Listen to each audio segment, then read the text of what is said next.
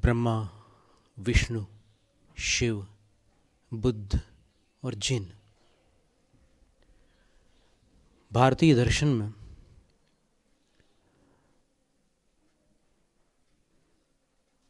इन 5 महासत्ताओं की, महान व्यक्तित्वों की मान्यताओं का प्रचलन है। फिर इनमें कुछ शाखाएं, उपशाखाएं भी हैं।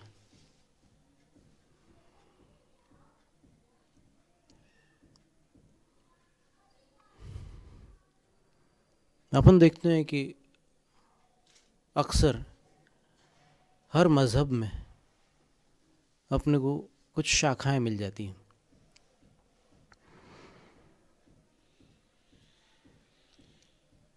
पर जैसे पहले बतलाया था कि यदि अपन व्यक्ति को छोड़कर व्यक्तित्व की दृष्टि से विचार करें तो फिर ब्रह्मा, विष्णु, शिव, बुद्ध और जिन, इनका स्वरूप सामने आता है। रूप नहीं, रूप व्यक्ति है, स्वरूप व्यक्तित्व है। रूप को स्वरूप समझना भ्रम है।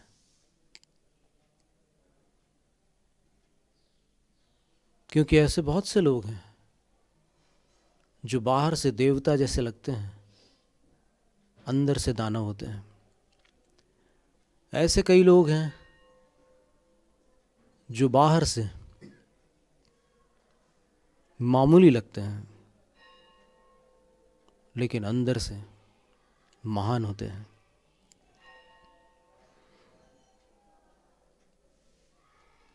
रूप बाहरी ढांचा है, स्वरूप अंतस्तत्व है।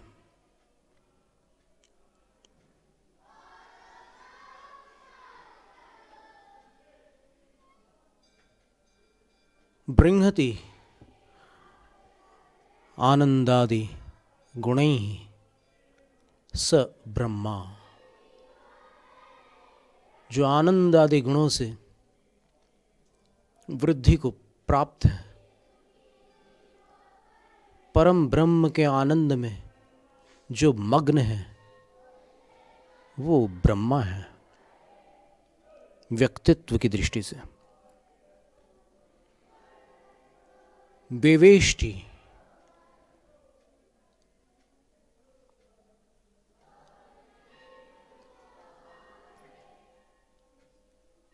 चैतन्या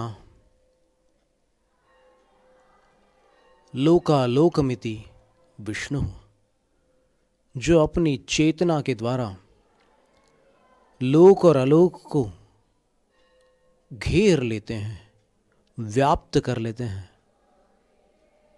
वो विष्णु है। शिवः परम कल्याणम। शिव कौन है? परम कल्याण स्वरूप ही शिव कहलाते हैं। परम कल्याण, निर्विकार, शुद्ध, वीतराग, निर्दोष स्वरूपी शिव हैं। बोधते स्म इति बुद्धः सर्वाणि बोध्यानि इति। जानने योग्य सब कुछ जो जान चुके हैं उन्हें बुद्ध कहते हैं। और जिन किन को कहते हैं? जी जये। संस्कृत भाषा में जी एक धातु है। धातु और प्रत्यय से शब्द निष्पत्ति होती है, शब्दों की रचना होती है। जयति कर्मारातीनिति जिनः, जो कर्म रूपी अरातियों को, रिपुओं को, अरियों को, शत्रुओं को जीतने वाले हैं, अर्थात जो कर्म शत्रुओं पर विजय प्राप्त करते हैं, जो कर्म शत्रुओं के विजेता है, वो जिन है।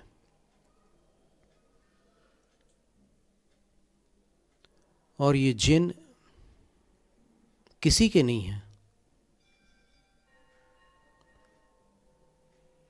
जो उनको मानते हैं, उन पर आस्था रखते हैं, वो जैन कहलाते हैं। वर्तमान के जैन संप्रदाय में पैदा होने मात्र से जैन नहीं होते, वो व्यावहारिक जगत में जैन माने जाते हैं। लेकिन अंतरंग जैन वो हैं जो जिन को मान्य करते हैं, जो जिन की आराधना करते हैं, वो जैन होते हैं। जैसे शिवो देवो यस्य सः शैवः, जिनके आराध्य शिव हैं वो शैव कहलाते हैं। विष्णुर्देवो यस्य सः वैष्णवः, जिनके आराध्य विष्णु हैं वे वैष्णव कहलाते हैं। बुद्धो देवो यस्य सः बौद्धः, बुद्ध जिनके आराध्य हैं वो बौद्ध कहलाते हैं। उसी प्रकार जिनो देवो यस्य सः जैनः, जिन जिनके आराध्य हैं वो जैन कहलाते हैं। अब इन सभी को अपन देखें, ब्रह्मा देवो यस्य सः ब्राह्मणः, ब्रह्मा जिनके आराध्य हैं वो ब्राह्मण हो गए। खैर अभी वर्तमान में जो जिनकी आराधना कर रहे हैं उस पर कोई टिप्पणी नहीं है, सिर्फ शब्द निष्पत्ति की चर्चा थी कि ये शब्द व्याकरण से कैसे व्युत्पन्न होते हैं, कैसे बनते हैं, उसकी बात थी। पर अगर अपन सत्य के निष्पक्ष अन्वेषक बनकर संप्रदाय की दीवारों तक सीमित न रहकर पक्षाग्रह से ऊपर उठकर सत्य पर दृष्टिपात करें,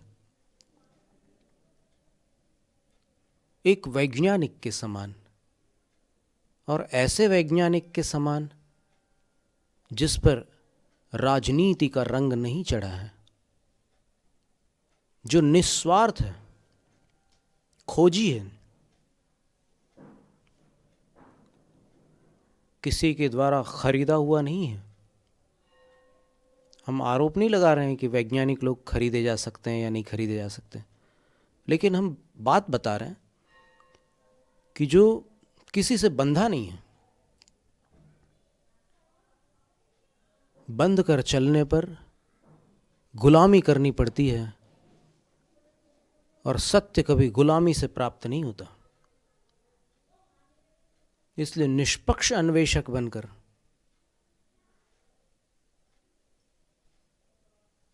देखना है प्रतिदिन प्रतिपल, सामने जो दिख रहा है उसको भी देखना है, और जो देख रहा है उसके अंदर की हलचलियों को भी देखना है। इस घटना को देखकर देखने वाले में ऐसी हलचली क्यों हुई, देखना है। जब आपको अच्छा लगे तब देख लेना, कोई आदेश नहीं है। पर खुद अपनी आंखों से देखे बिना आप अंध श्रद्धालु रह सकते हैं, लेकिन सत्यदर्शी नहीं बन सकते। इसलिए पहली बात तो ये है कि जो अदृश्य है उसके दर्शन कोई दूसरा करा देगा, इस भ्रांति से मुक्त हो जाना जरूरी है। आत्मदर्शन और परमात्म दर्शन कराने वाले बहुत से लोग इस दुनिया में घूम रहे हैं, लेकिन ईमानदारी से पूछो तो वो खुद दर्शन शून्य मिलेंगे। कोई बिरला ही उस तत्व को देखता है, और वो भी कैसे देखता है, कितना देखता है, ये सारे अलग विषय हैं। इसलिए जितने दावेदार लोग हैं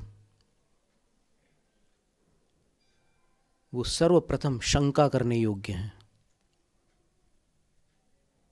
जिसको वो चीज मिल जाती है वो चुप हो जाता है।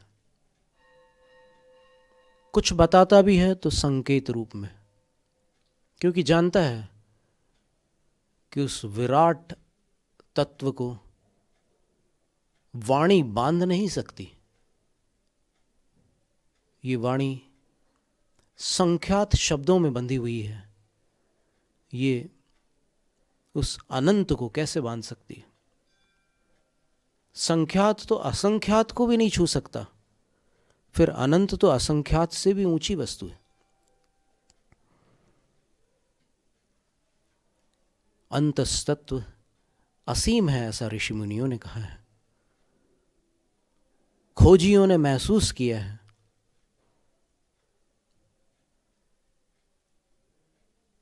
और जो आपके सामने ये बात कर रहा है उसने भी इस दुनिया में तत्व की दुनिया में खोज की है, इसलिए दावा नहीं कर रहा है। सिर्फ एक मित्र के समान हम ऊंचे और आप नीचे, इस भेद को रंच मात्र भी न लाते हुए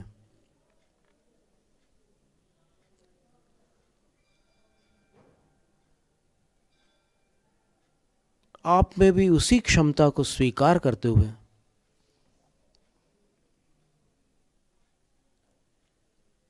आप में भी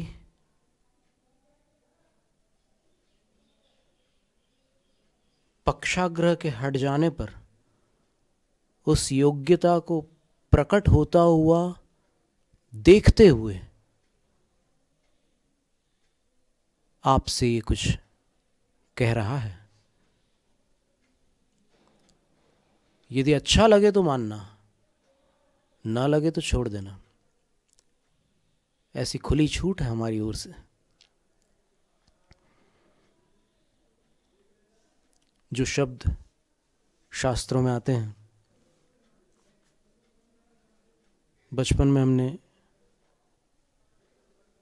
परमहंस सत्यानंद सरस्वती, जो ऋषिकेश के स्वामी शिवानंद के शिष्य थे, उनसे प्रश्न पूछा था कि जीवन का ध्येय क्या है। हो सकता है हम 4th या 5th में पढ़ते हो, 9 या 10 साल की उम्र रही होगी। जीवन का ध्येय क्या है? उन्होंने उत्तर दिया, आत्म साक्षात्कार। तो फिर इस अनजान शब्द को सुनकर हमने दूसरा प्रश्न किया कि आत्म साक्षात्कार क्या है।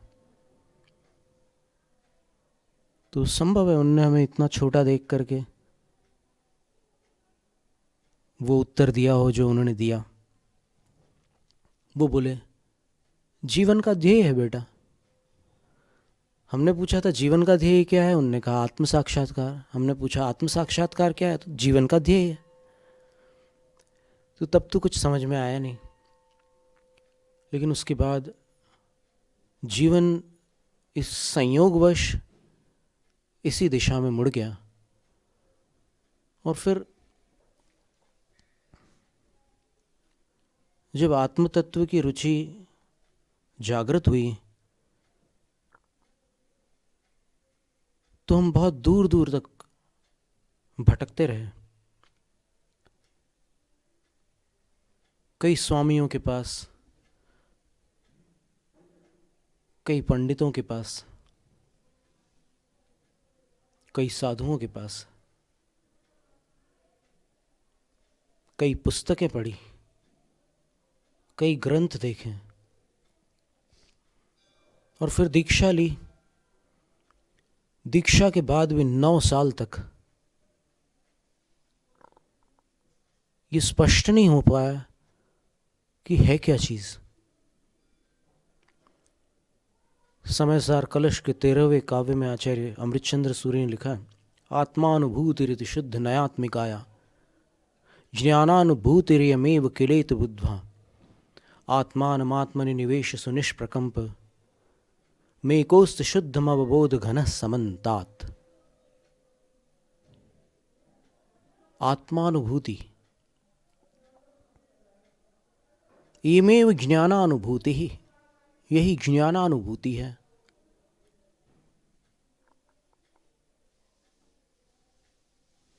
फिर एक शब्द और आता था, निजानुभव।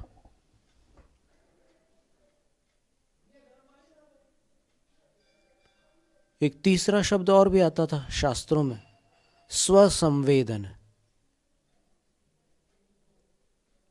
आत्मानुभूति, निजानुभव, स्वसंवेदन, तीनों में कोई अर्थ भेद नहीं था, शब्द भेद अवश्य थे। आत्मानुभूति स्त्रीलिंग शब्द, निजानुभव पुल्लिंग शब्द है, स्वसंवेदन नपुंसकलिंग है। पर 9 साल में जब छानबीन करने के बाद एक वैज्ञानिक की भांति निष्पक्ष होकर, कौन क्या कह रहा है सब सुना हमने, किसके क्या विचार है, कौन कितनी गहराई से उसके बारे में वर्णन करता है, बहुत रुचि लेकर के हमने सारी चीज़ें सुनी। और उसके बाद फिर हमने स्वयं सोचा कि क्या उनका निर्णय हमारा निर्णय हो सकता है? कभी नहीं हो सकता। किसी अन्य का निर्णय अपना निर्णय कभी नहीं हो सकता, होता ही नहीं है। जो लोग दूसरों के निर्णय पर चलते हैं वो बुद्धिहीन माने जाते हैं, क्योंकि उन्होंने अपनी बुद्धि का, अपने विवेक का